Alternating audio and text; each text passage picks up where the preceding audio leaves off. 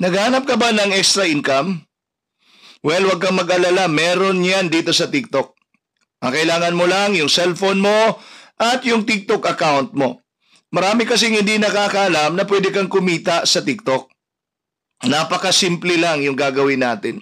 Hindi mo kailangan magbayad ng membership fee or registration fee. Wala kang babayaran. Ang gagawin mo lang ay yung pangatin mo yung account mo, paramihin mo yung mga kaibigan mo sa account mo.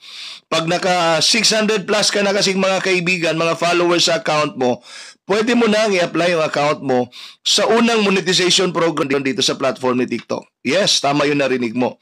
Maraming mga monetization programs na meron dito sa platform ni TikTok. At unang mapupuntahan ng account mo, pag naka 600 plus ka na, ay yung sa affiliate program. Ang gagawin mo lang, pag pasok mo sa account mo sa TikTok, makita mo dito yung TikTok Studio, pindutin mo yan. Pagkatapos mong mapindut yan, may lalabas sa screen mo. May makita ka monetization. Under noon, ang pinakauna talaga ay yung TikTok Shop for Creator. Doon mo i-apply ngayon yung account mo sa TikTok Shop for Creator. Sundin mo lang yung mga instructions na nandun. At pag na-approve na yung account mo, pwede ka lang magsimula sa pag-affiliate. Ang gagawin lang kasi sa pag-affiliate, gagawan mo ng reviews yung may mga products diyan sa product marketplace.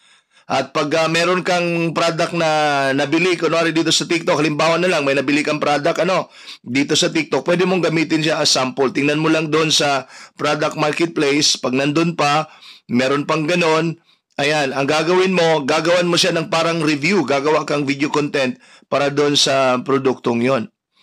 At you know what, sa pag-affiliate, napakalaki ng potential na pwede mong kitain. Meron nga dyan si Anja Alcano, kumita ng 109,372.39, 1 week na komisyon. Wow, mapapawaw ka talaga. Kaya napakalaki ng potential na pwede mong kitain sa pag-affiliate. Kaya kung interesado ka na malaman yung mga detalye pa patungkol doon, ito yung gagawin mo. Pag hindi ka pa naka-follow sa akin, pindutin mo lang yung plus sign dyan sa aking profile picture na makikita mo para updated ka sa mga video content sa aking gagawin at pati na rin sa aking live. At pag napapansin mo, gumagalaw-galaw yung aking profile picture, nagbiblink-blink yan, ibig sabihin niya, nagla-live ako. So, pindutin mo yan, pasok ka, punta ka doon sa aking live. Kasi doon ako'y nagbibigay ako ng mga tips in full details patungkol sa mga features, sa mga kitaan ba na meron dito sa platform ni TikTok. At kung paano rin mapabilis yung